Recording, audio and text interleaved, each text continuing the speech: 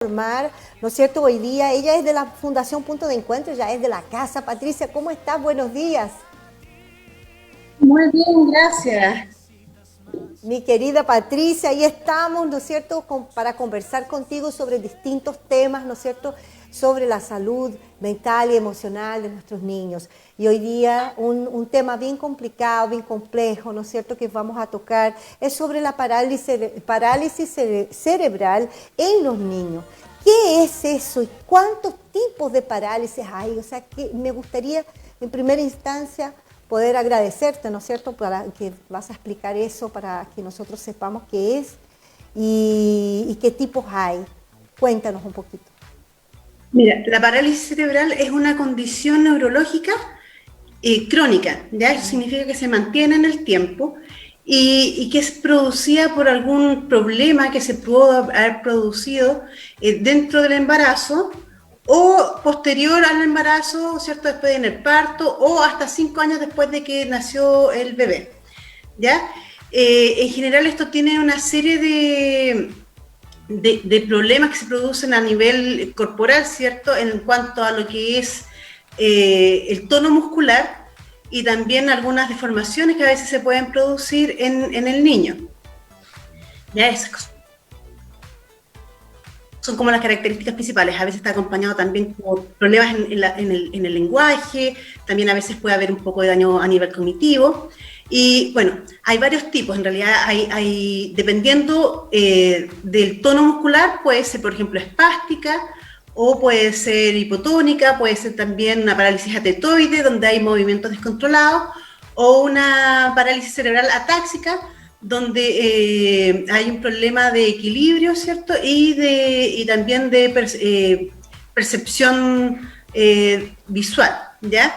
Entonces, son esos tipos por ese lado. Y si lo consideramos a nivel de corporalidad, ¿cierto? Puede dividirse en una que sea hemiparésica, o sea, un lado del cuerpo, o una que sea una paraplegia, donde está de la cintura hacia abajo, afectado mayormente, donde no hay movilidad o disminución de la movilidad de las piernas. También puede ser una diplegia, donde en el fondo está más, aunque está en silla de ruedas, ¿cierto? O puede estar con problemas de movilidad a nivel del tronco inferior. Lo que está más afectado es el tren superior, o sea, los brazos, y una tetraparesia, que es en el fondo las 4 extremidades las que están afectadas. Exacto, pero ¿qué causa la parálisis? ¿Hay alguna causa? ¿Qué podemos decir que si algo sucedió, que no estuvo bien? Mira, en general las parálisis cerebrales muchas veces son causadas o por una enfermedad que le puede haber dado a la madre, puede ser un virus, ¿cierto? Algún problema que haya tenido en el embarazo, a veces una preeclampsia, algún envejecimiento de la placenta puede producirlo, ¿cierto?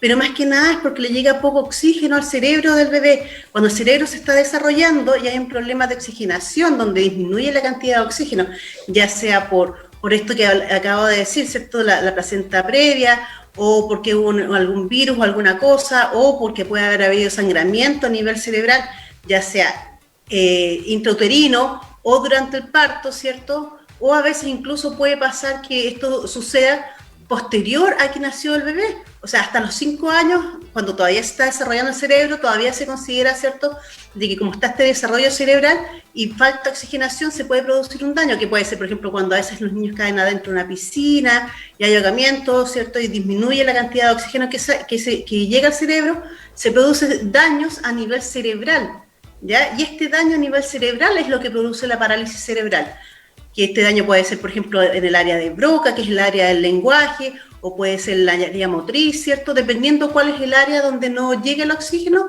va a ser el daño que vamos a tener mayor o menor en el niño. Ahora bien, ¿qué es lo que existen terapias que puedan ayudar, ¿no es cierto?, a que este niño pueda mejorarse o sanarse definitivamente? Mira, lo que pasa es que la parálisis cerebral, como dijimos, es una condición neurológica que es para siempre. Tú siempre vas a tener la parálisis cerebral, ¿ya?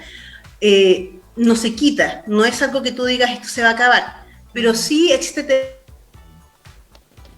terapia que va a ayudar a que no haya deformidad, donde la persona, el niño que sufre una parálisis cerebral va a poder desarrollarse mejor, va a poder tener mayor movilidad, porque la parálisis cerebral lo que produce finalmente es un retraso del desarrollo psicomotor, produce también que haya alteración, ¿cierto?, del movimiento de la persona, una dificultad para hablar muchas veces. Entonces eso es lo que vamos a tratar, eso es lo que se trata en la parálisis cerebral. Y para eso hay un equipo de personas que trabajan en esto, donde está primero que nada el médico fisiatra, ¿cierto?, que es el médico que está a cargo de este niño. ¿Por qué? Porque lo ve en la parte integral de todo lo que tiene que ver con la parte motriz, con la parte del cuerpo, con la parte neurológica que tiene, ¿cierto? Y el daño que pueda haber y cómo debe tratarse. Si es que es necesario, por ejemplo, utilizar alguna ayuda técnica, alguna órtesis, alguna prótesis, ¿cierto? Alguna ayuda que pueda producirse para que no haya deformidad del cuerpo.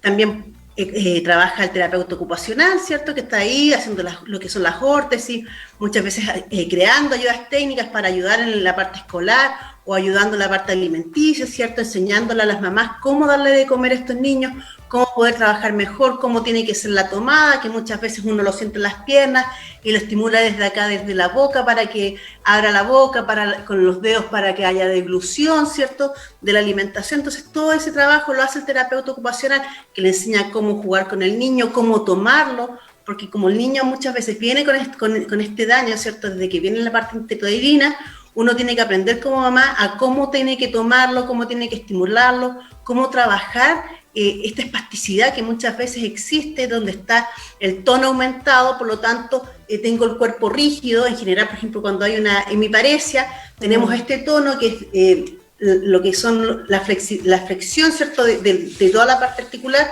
donde se produce una flexión de muñeca, una flexión de los dedos, de codo. Entonces, en este caso, lo que se utiliza, por ejemplo, se fabrica una órtesis, una palmeta de reposo, donde el niño duerme con la mano estirada, donde se pone en esta posición, que es la posición funcional, para que él pueda en la noche dormir. Y muchas veces se utiliza también un COCAP acá en la mano, para que pueda en el fondo tomar el lápiz, para que se pueda empezar con la escritura. Entonces hay varias cosas que uno tiene que ir trabajando como terapeuta ocupacional para poder lograr una independencia, para poder ayudar, y también trabajando con toda la familia para también que la familia se integre, ¿cierto? Porque este es un trabajo que hay que hacerlo constantemente, y la parte del tono muscular hay que trabajarla constantemente con los ejercicios de Bobat, con distintos tipos de trabajo, con una estimulación, donde se trata de disminuir el tono muscular que muchas veces impide esta movilidad.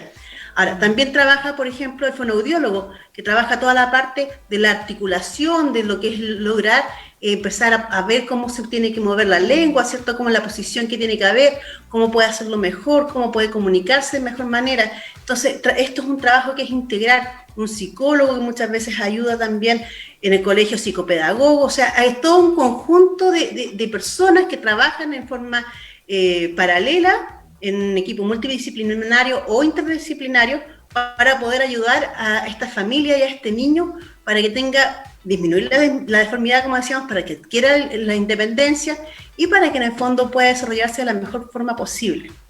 Claro, sabemos también que algunas personas muestran un intelecto normal, o otras tienen algunos problemas, ¿no es cierto?, casi normales, pero hay algunas que tienen bastante discapacidad intelectual. Entonces, ¿cómo se puede ayudar a esos niños que tienen esas discapacidades intelectuales con las terapias?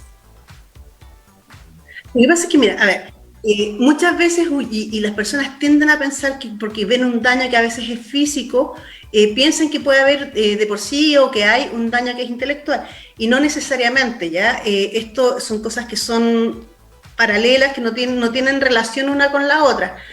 Cuando a veces hay un deterioro a nivel intelectual, ¿cierto?, cuando hay un daño a la parte, digamos, de intelectual, de conocimiento, como lo quieras llamar, lo que se hace, en el fondo, se trabaja con un profesor, ¿cierto?, diferencial, que también puede ayudarlo en esta parte.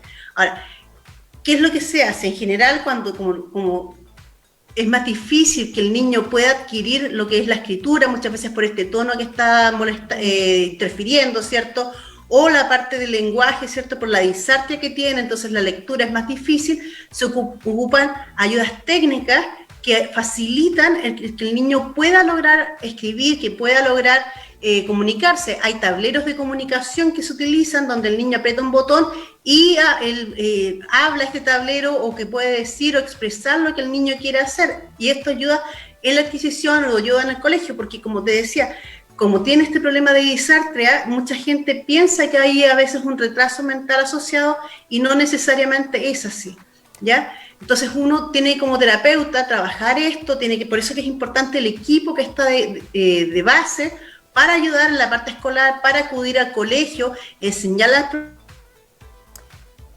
profesor, hablar con ellos y poder entonces implementar cuál es la mejor forma de que este niño pueda desarrollarse, porque además tenemos que considerar que hay barreras arquitectónicas muchas veces que impiden de que este niño pueda acceder al colegio, que pueda tener entonces un mayor desplazamiento, lo cual también interfiere, ¿cierto?, en lo que es el desarrollo del niño. Entonces, el terapeuta ocupacional, que es el que en el fondo ve estas barreras arquitectónicas, que tiene que acceder al colegio, que tiene que ayudar y todo, tiene que tener las facilidades y en lo posible sería ideal que cada colegio, ¿cierto?, tuviera un terapeuta donde en el fondo pudiera trabajar estas cosas para hacer mucho más fácil lo que es la integración de los niños que tengan alguna dificultad o alguna patología o alguna condición neurológica, ¿cierto?, que podría ayudar para lo que son las necesidades especiales y poder ayudar entonces a esta integración que es la que todos buscamos.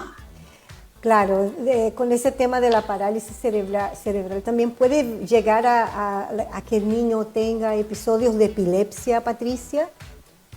Lo que pasa es que, como te decía, como el daño se produce a nivel neurológico, ¿cierto?, a nivel cerebral, puede afectar algunas áreas, ¿cierto?, y puedes tú tener convulsiones que estén asociadas. Entonces, por eso es que es importante el trabajo, ¿cierto?, de lo que yo te decía al equipo. Claro. Hay un neurólogo que tiene que estar ahí, hay un fisiatra, y hay que ir viendo y evaluando cada una de las cosas que van produciéndose. Es muy importante que los papás estén muy atentos a lo que está sucediendo con sus niños, que estén poniendo atención, y por ejemplo, si ven que hay un episodio de, ya sea de ausencia, ¿cierto?, que son las que se producen, que son en cierta manera que se llama petit mal, ¿cierto?, que es un tipo de epilepsia que se produce, que estén atentos cada cuánto se produce, ¿cierto?, que es como que ponen los ojos un poco en blanco, que se quedan en silencio, ver si tienen otras convulsiones a lo mejor mayores, ver qué tipo de convulsiones están, cada cuánto se produce. Entonces, muchas veces uno como terapeuta, como profesional de la salud, le pide a los papás que lleven un registro para que esto sea mucho más fácil de ir viendo y cada cuándo se produce, cómo es y todo, porque hay que ir ajustando las dosis también de los medicamentos que tienen que tomar los niños. Y eso también exige, obviamente, que los padres estén ahí, ¿no es cierto?, compenetrados con sus hijos, aprendiendo. Ellos también, ¿no es cierto?, reciben las terapias para poder aprender a enseñarles, a entregarles el amor, a ver, y todas las necesidades básicas que el niño tiene. Me gustaría saber si esa condición trae también ceguera o sordera a los niños. No te escuché la pregunta, disculpe. Que si esa condición de parálisis le trae también a algunos niños sordera y ceguera. Lo que pasa es que, a ver, como yo te decía, como este daño se produce a nivel cerebral, significa, a ver, que en el cerebro, alguna zona del cerebro no le llegó oxígeno. Claro. ¿Ya? Uh-huh. Y esto puede hacer a distintas partes del cerebro. Entonces, por eso te decía, puede ser a nivel de la parte motriz, ¿cierto?, donde se ve afectado mucho más la parte motora del cuerpo, o puede ser al área del lenguaje, o puede ser la parte visual, o puede ser la área auditiva, puede ser otro daño en otra área, la área a lo mejor de la atención, de la memoria. O sea, como es en el fondo que no llega oxígeno a alguna parte y se produce daño en algún nivel cerebral, esto es durante el proceso del desarrollo del cerebro del niño. Entonces, de hecho, tú no lo puedes saber hasta cuando vas viendo el desarrollo del niño. Entonces, si se produjo un daño a veces a nivel intrauterino, tú no te percatas hasta cuando a veces el niño empieza a tener 2, 3, 4 meses y empiezas a ver donde hay un tono más espástico, donde empiezas a ver que empieza a haber un tono a lo mejor más hipotónico, donde el niño no es capaz de sentarse, no tiene el control, donde va retrasándose en el área motriz.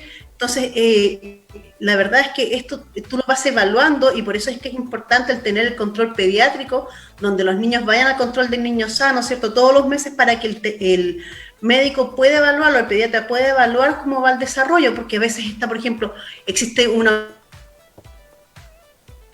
aumento o sea, se mantiene el reflejo que ya debería ser perdido, ¿cierto?, después del año, los reflejos se mantienen. Entonces, es bueno estar con este constante, ¿cierto?, control de los médicos, y que las mamás los lleven a los niños.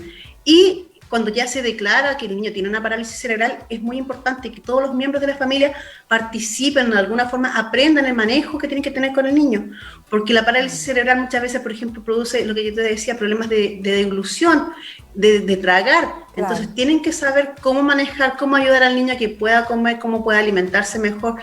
Toda la familia también tiene que saber qué hacer en caso de que el niño se atragante con la saliva o que no pueda tragar fácilmente. Entonces, considerar a la abuelita, a la persona que se queda a cargo del niño. Los papás tienen que aprender a hacer los ejercicios que tienen que hacer, porque estos se tienen que hacer ejercicios todos los días y todo, claro, para trabajar con el tono muscular, para disminuir el tono muscular, para hacer más fácil a veces el movimiento. Incluso muchas veces uno tiene que enseñarle también a los profesores cómo manejarlo, para que sea más fácil también el que el niño pueda tomar un lápiz, para que aprendan a cómo tiene que utilizar las ayudas técnicas, cómo tiene que ser más fácil la escritura, ¿cierto? Cómo tiene que ser las prensiones para que el niño pueda lograr escribir, porque no todos pueden a lo mejor hacer la prensión que es de 2 dedos, ¿cierto? Y a veces otros toman con 3, a veces toman con puño, entonces es importante considerar todo esto para poder lograr entonces el mejor desarrollo del niño.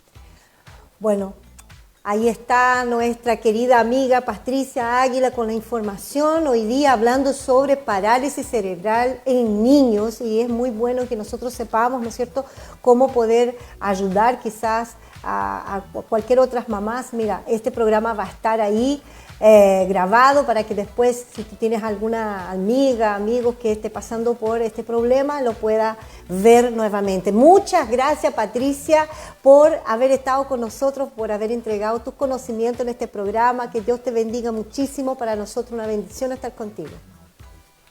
Muchas gracias por la invitación. Y cualquier duda, por favor, escríbanos al WhatsApp o a nuestro mail, y de verdad nosotros lo ayudamos como se pueda. ¿Ya? Ahí están los contactos de Patricia Águila de la Fundación Puntos de Encuentro, más 569 20 82 53 18.